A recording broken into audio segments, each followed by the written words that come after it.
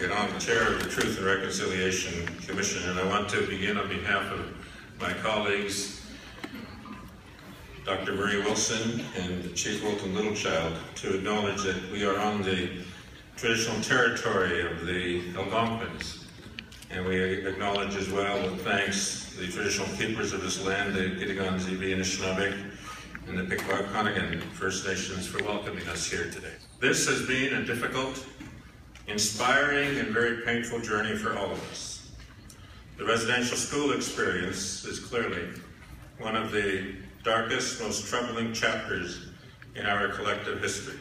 The period from Confederation until the decision to close residential schools was taken in this country in 1969. Canada clearly participated in a period of cultural genocide. Removed from their families and home communities, 7 generations of Aboriginal children were denied their identity. We heard how, separated from their language, their culture, their spiritual traditions, and their collective history, children became unable to answer questions as simple as, where do I come from? Where am I going? Why am I here? And who am I? These fundamental questions guide us in life. They influence our choices. They strengthen our ability to take advantage of opportunities, and they help us find and fulfill our sense of self. Survivors were stripped of the ability to answer these questions, but they were also stripped of the love of their families. They were stripped of their self-respect, and they were stripped of their identity. Their stories, more than 6,750 of them in number, will now become part of a permanent historical archive, never to be forgotten or ignored. But mostly, we would like to thank the survivors. And we would like all of the survivors to stand up, please. The survivors have entrusted us, and by extension all the people in Canada, with 2 priorities. First, the survivors need to know before they leave this earth that people understand what happened and what the schools did to them. And second, the survivors need to know that having been heard and understood, that we will act to ensure the repair of damages is done.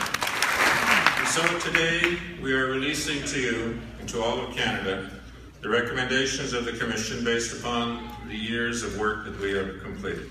And today, I stand before you and acknowledge that what took place in residential schools amounts to nothing short of cultural genocide. But rather than denying or diminishing the harm done, we must agree that this damage requires serious, immediate, and ongoing repair. We must endeavor instead to become a society that champions human rights, truth, and tolerance, not by avoiding a dark history, but rather by confronting it. Central to directing the path to reconciliation will be the Canadian government's adoption of the United Nations Declaration on the Rights of Indigenous Peoples. Words are not enough. Reconciliation requires deliberate, thoughtful, and sustained action. Political action will be required to break from past injustices and start the journey toward reconciliation. We must all call for an ongoing progress of reconciliation, regardless of political affiliation, regardless of cultural background or personal history of connection to this dark history. Reconciliation is not an Aboriginal problem.